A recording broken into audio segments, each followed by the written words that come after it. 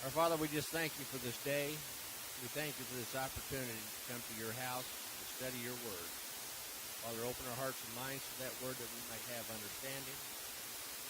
And with that understanding, Father, help us to apply it to our lives. We pray it in Jesus' name. I made a mistake. And I know you find that hard to believe, but it's true. I made a mistake last week. Again, I like that. Thank you. As I was studying chapters 19 and 20, especially 20, if you remember, well, you don't remember, we haven't studied it yet, but if you have read, chapter 20 deals with the millennium. And during the millennium, that's the 1,000-year reign, and that's where Jesus and the church rule over the nations on earth. Okay, something just kept nagging me all last week and this week. And I started thinking back. Now you have to remember, I told you last week that if you took the number of the beast, you're going to die. You're going to die during the tribulation or at the Battle of Armageddon. They're going to be all gone. Last week, in my anxiety to get the saints out of the tribulation, I said they're going to be raptured before the seven bowl judgments. I said the saints are going to be raptured. That remnant of Jews that God had hid in the wilderness is going to be raptured. The 144 is going to be raptured. Guess what? That leaves nobody for Jesus and the church to rule over.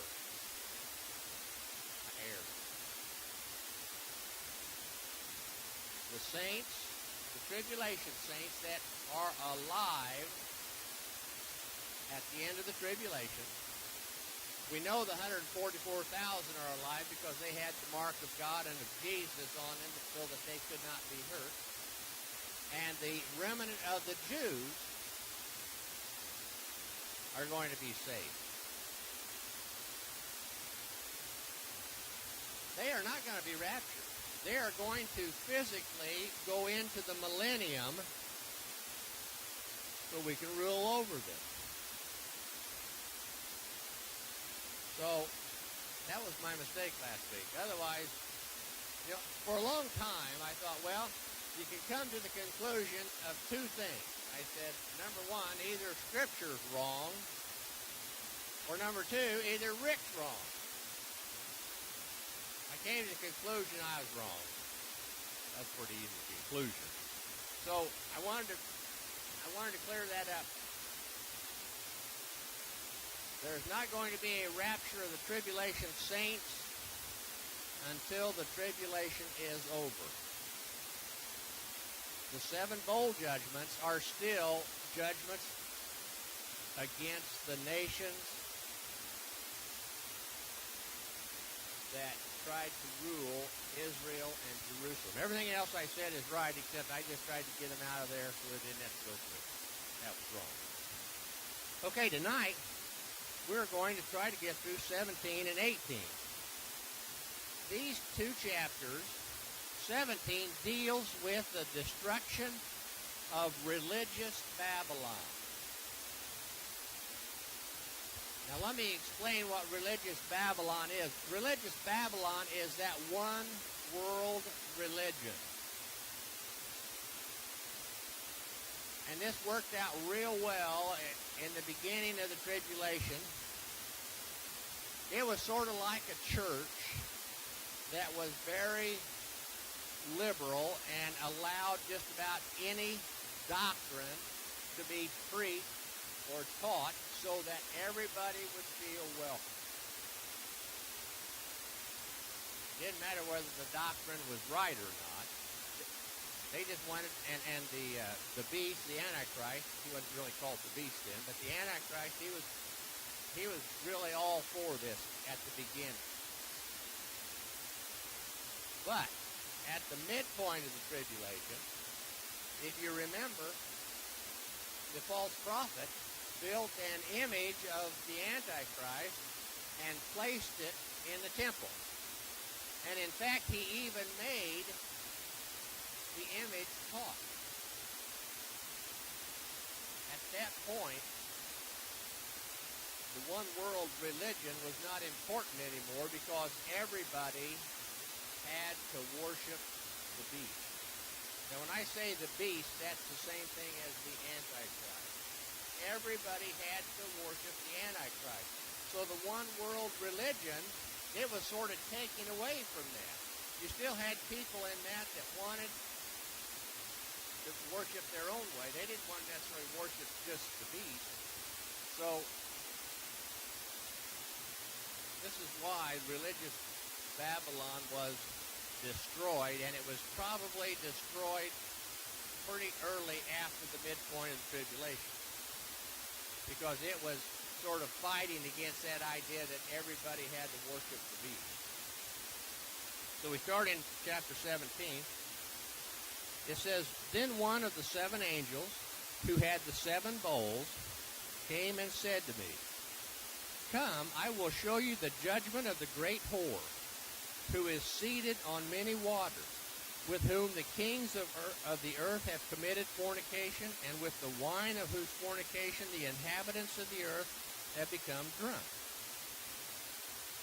Some translations call her the great harlot. Harlotry in Scripture normally represents sin.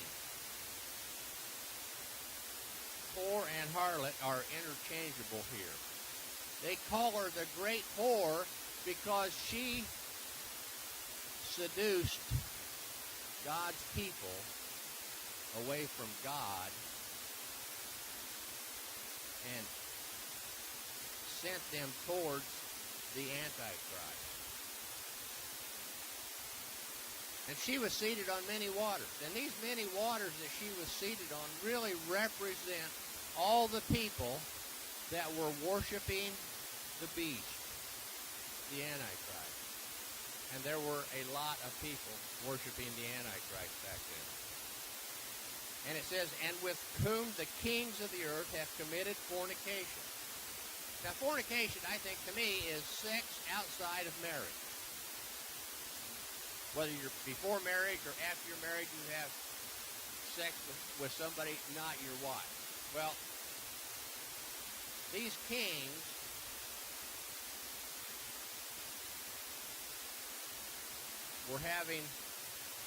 were working with this great whore. They were working with the great whore to try to get all of God's people dead, or to have the number of the beast on them. And that's what they're talking about. This is symbolism, calling her the great whore and saying they committed fornication with her. It says, "And the wine of whose fornication it's that the inhabitants of the earth have become drunk." You know, they were drunk. They would use any method at all to get people away from God. This is a problem in the tribulation. They would use anything, and they had the power during the tribulation to get people away from God and to get them to take the number of the beast. It says, "So he carried me away in the spirit into the wilderness, and I saw a woman sitting on a scarlet beast that was full of blasphemous names." Now this woman, again, is the whore, the harlot. She was sitting on a scarlet beast. I believe, hope I don't make a mistake here again. I believe the scarlet beast is the Antichrist, because in the second half of the tribulation, Satan indwells the Antichrist. He gives the Antichrist all of his power. if you remember, one of the first two signs, the first great token or portents in heaven, one of them was the pregnant woman clothed in the sun, sitting on or above the moon. The other was the great red dragon. The great red dragon was Satan. So here it talks about the scarlet beast. I believe this is the Antichrist with Satan indwelling in him. And she was full of blasphemous names. And it had 7 heads and 10 horns. The woman was clothed in purple and scarlet and adorned with gold and jewels and pearls, holding in her hand a golden cup of abominations and the impurities of her fornication.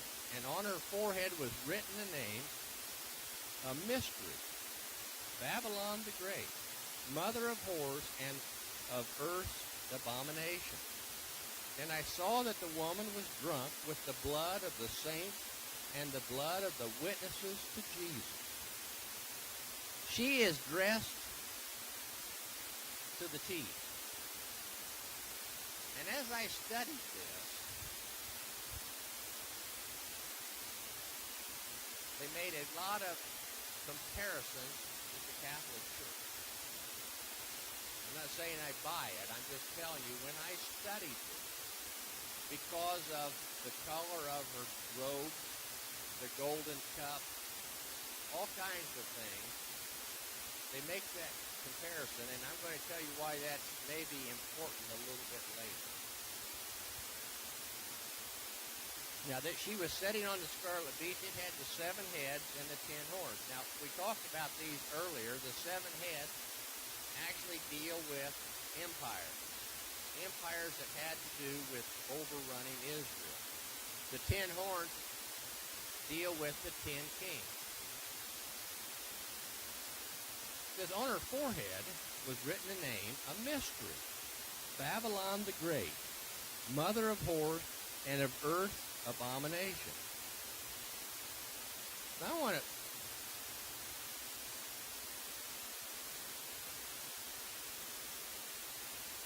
to talk just a little bit about Babylon. Now, Lucille, she and I had a spirited discussion about the city of Babylon, and I have come to her way of thinking.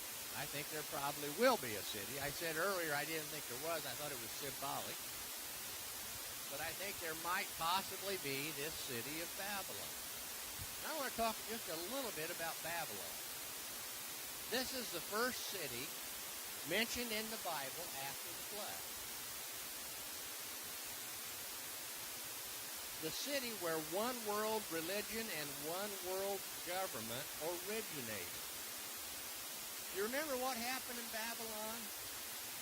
The king tried to build a tower higher than God.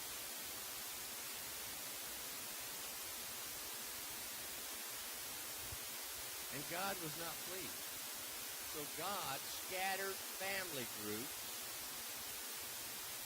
all over the world at that time, and he confused their language. Before that, everybody spoke the same language. Everybody basically believed the same thing. This king ruled over all of them. Therefore, a one-world government and a one-world religion.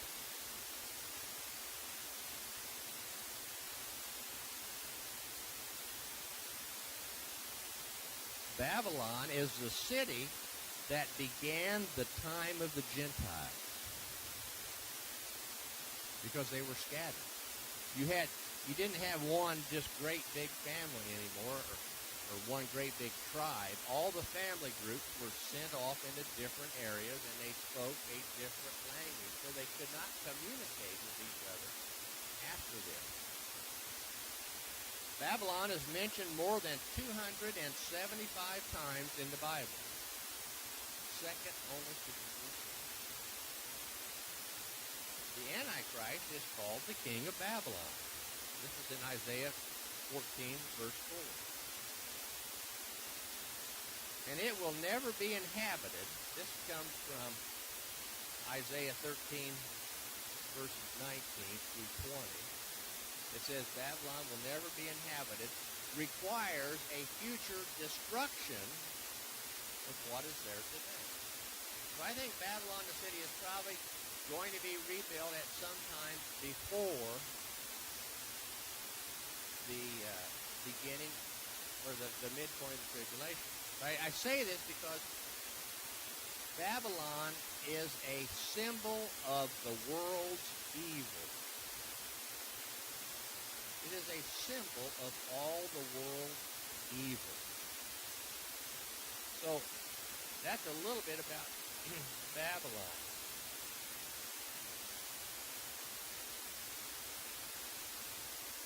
Okay, we read on.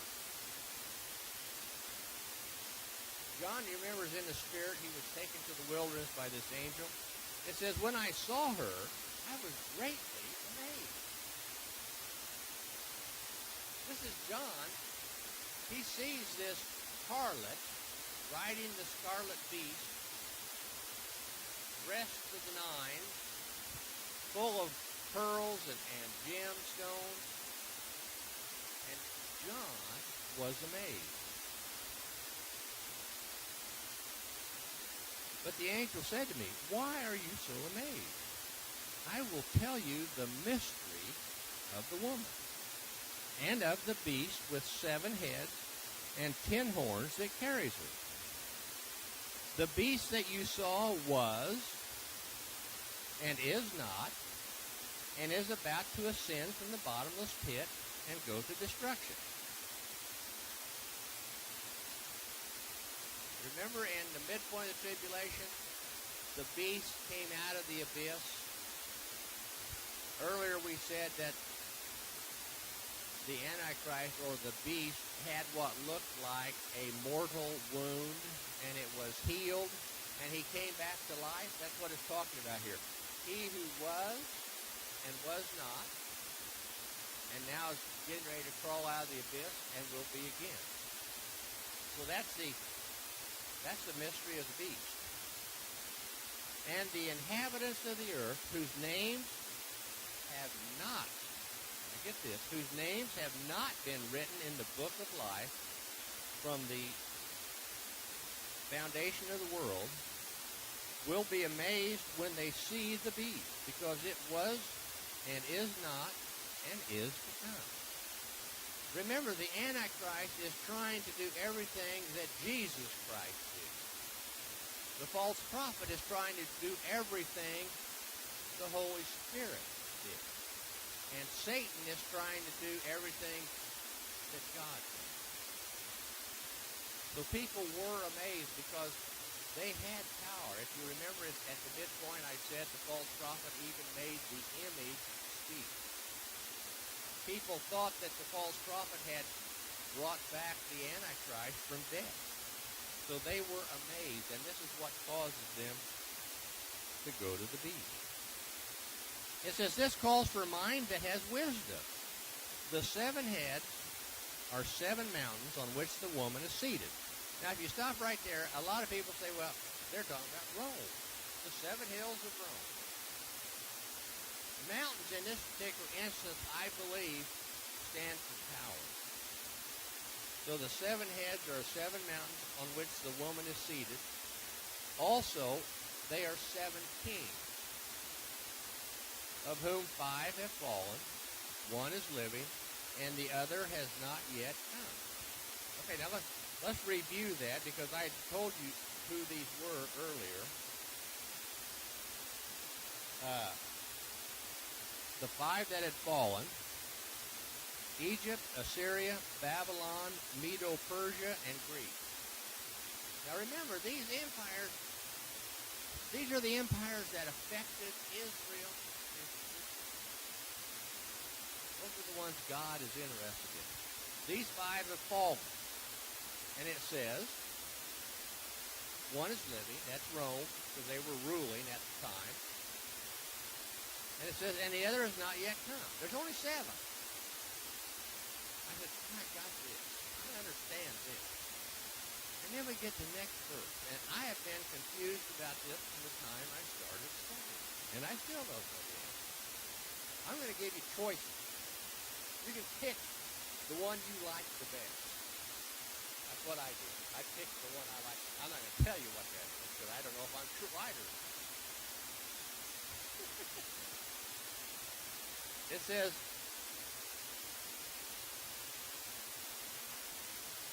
as for the beast that was and is not, it is an 8.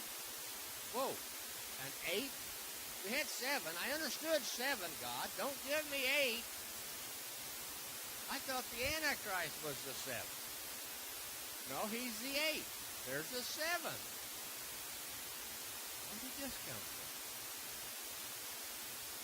And I mean, you can read the internet. Of course, all of you know everything you read on the internet is true. Isn't that right? You can read on the internet and find any idea you want. So I'm sitting there thinking, well, I'm going to look on the internet and try to find an idea that I like. I guess you can't find everything. I couldn't find what I liked. I could find what I liked about certain things. But I want to look at this just a little bit. Here we are. I'm going to give you 4 choices. Now, there's probably a lot more than this. I'm going to give you 4 choices. This is like a multiple choice thing. The majority of things that I read say it is the revived Roman Empire. They get this from a very vague reference in Daniel chapter 9, verse 26, where it talks about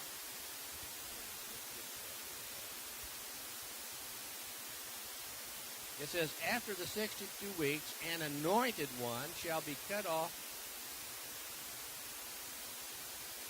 and shall have nothing. And the troops, now listen to this, and the troops of the prince who is to come, that's the Antichrist, and the troops of the prince who is to come shall destroy the city and the sanctuary. So that's saying that the Antichrist is going to be a descendant of the people that last destroyed the temple in Jerusalem, and that was the Romans. I think around 76 or somewhere AD. They destroyed the temple. And that little vague reference says the prince that comes is going to be from them. So that's why I think most people say it's a revived Roman Empire. I don't get it. I mean, I look at Rome today, and I don't see it coming back into great power. I could be wrong. I don't know. That's what the majority of people believe. The second one, the Catholic Church and the Pope as their leader. And I'm saying this is the second most popular. The Catholic Church and the Pope as their leader. I don't see that either. It could happen. But I can buy certain aspects of that, but there's a lot of things in that I just cannot believe. Okay, the third one. The New World Order, whatever that is, led by the UN. This is going to be the 7th kingdom that rules right before the Antichrist comes, and in fact the Antichrist would probably be a part of that. And I can buy certain aspects of that. I mean, the UN is trying to get more powerful all the time. They are a worldwide organization. Most countries have a representative at the UN, the United Nations. So I can buy certain aspects of this, but not all of it. And the last one, this is a kingdom led by the apostate church. The apostate church is a church that's turned away from God. And I could buy certain parts of that because this one world religion, it's going to be made up mostly of people that have turned away, especially the further it goes in the first part of the tribulation. God's people are going to turn away from it. I mean, it started out, the Jews liked it because the Antichrist made that treaty, that false treaty with the Jews, and with the saints are along with that. But as they go farther along through the tribulation, the Antichrist is moving further and further away from that treaty that he made until he finally breaks it at the midpoint. So, this could be the eighth kingdom. I don't know. I gave you 4 choices. If you don't like any of the choices, go to the internet and find your own. Okay, I want to finish this because we're going to run out of time here. It says, and the 10 horns that you saw are 10 kings who have not yet received the kingdom, but they are to receive authority as kings for 1 hour. That just means a short time. It's not just 1 hour. It means a short time. A short period of time they will rule together with the beast. These are united in yielding their power and authority to the beast.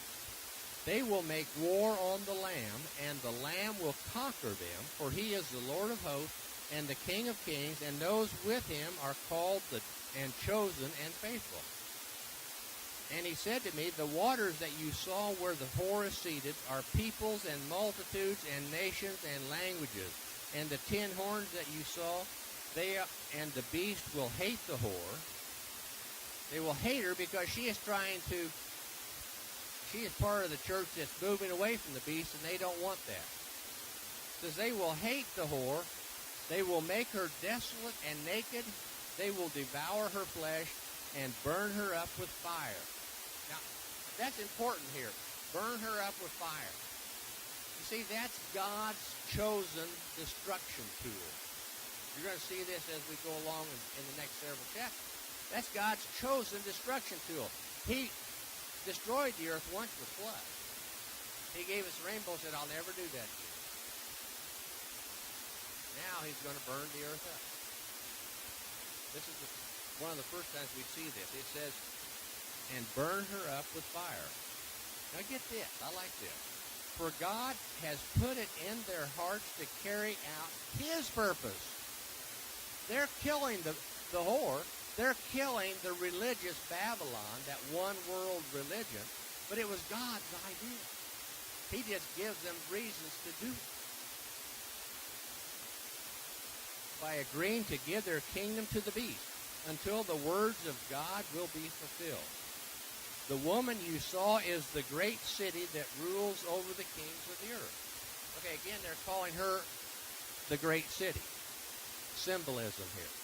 Because Babylon, the religious Babylon that we talked about here in this chapter, deal with the one world church.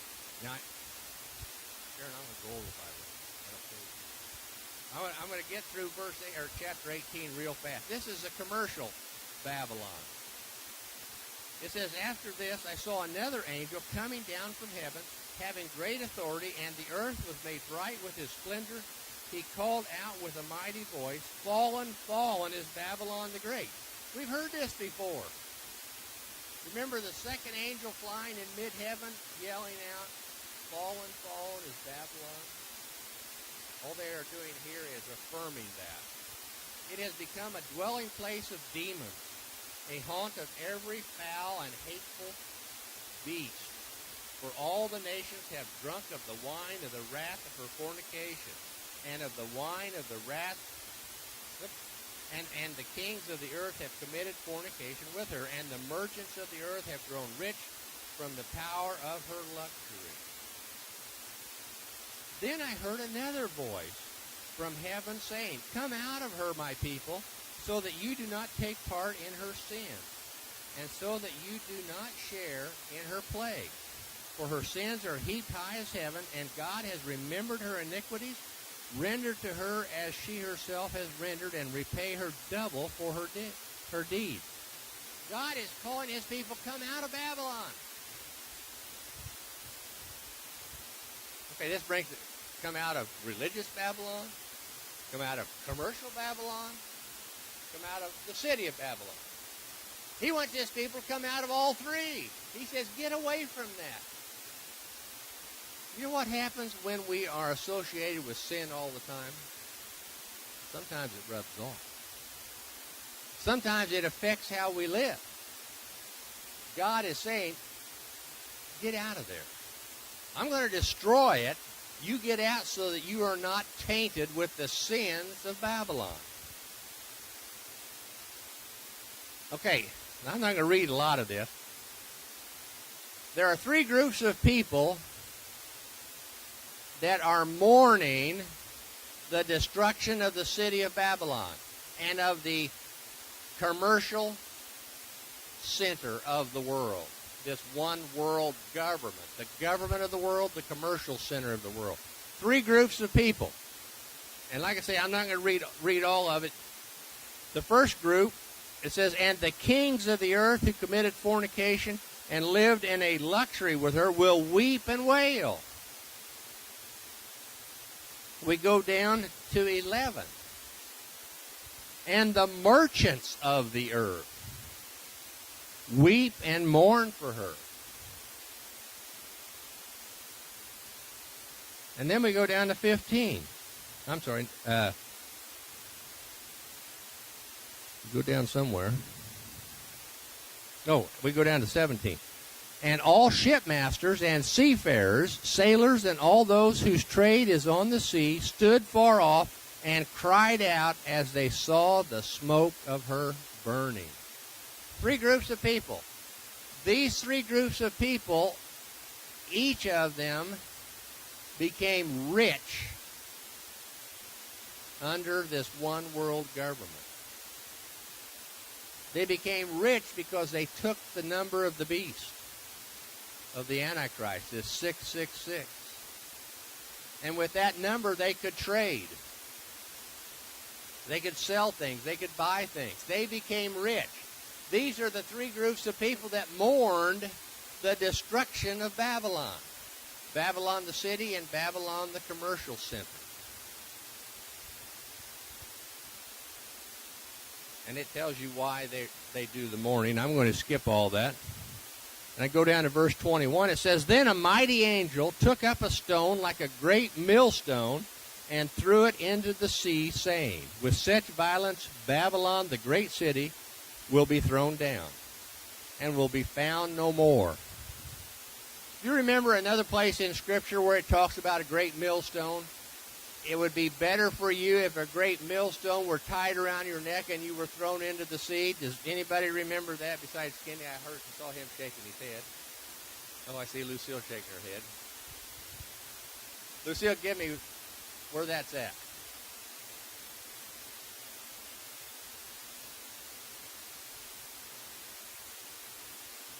If you keep little children from coming to God, or is it the stumbling block? Okay, little children. He said it would be better if you keep these little children from knowing Jesus Christ and coming to Him. It would be better for you if a great millstone were tied around your neck and you were thrown into the sea. I think this symbolizes that in a way. It says, took up a stone like a great millstone and threw it into the sea. He's saying he's throwing Babylon into the sea because Babylon kept God's children from realizing what they might be by converting them to the beast. So I see some symbolism here, some connections. But it says, and the sound of harpists and minstrels and of flutists and trumpeters will be heard in you no more, and an artisan of any trade will be found in you no more, and the sound of the millstone will be heard in you no more. Otherwise, Babylon is going to be totally destroyed. Now, I said that chapter 17 the destruction of the religious Babylon happens right in the early part of the second part of the tribulation. This chapter, the destruction of commercial Babylon and of the city, happened right before the 7 bowl judgments and during the 7 bowl judgments. If you remember from last week, we talked about the last bowl judgment. It says, "And there came flashes of lightning, rumblings, peals of thunder, and a violent earthquake such as not been occurred since people were upon the earth. So violent was the earthquake. The great city was split into 3 parts." I think the great city they're talking about here is Jerusalem. It was split into 3 parts. It wasn't destroyed. It was split into 3 parts. "And the cities of the nations fell. God remembered great Babylon and gave her the wine cup of the fury of his wrath." So this chapter 18 happens. It starts happening right before these 7 bowl judgments, and it continues to the end of the bowl judgments. And I think that last thing that I read from the bowl judgments is the final destruction of Babylon. But those verses I just read, nothing's going to happen there anymore. It's going to be obliterated from the face of the earth. And Isaiah tells us that. Isaiah says it's going to be destroyed and it will never be found again.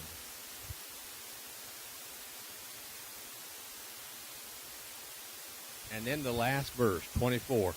"And in you was found the blood of prophets and of saints and of all who have been slaughtered on earth." This is God's judgment on those who have killed his people. The blood of the prophets and the blood of the saints, God is avenging those deaths. God tells us, "Revenge is mine, saith the Lord." He's taking care of that right here. He is taking care of that. "Revenge is mine, saith the Lord." And he is avenging the blood of the prophets and of the saints and of all those who had been slaughtered on the earth. Okay, I'm going to quit right there. Next week I'm going to do 19, which deals with the wedding supper of Jesus and the Battle of Armageddon.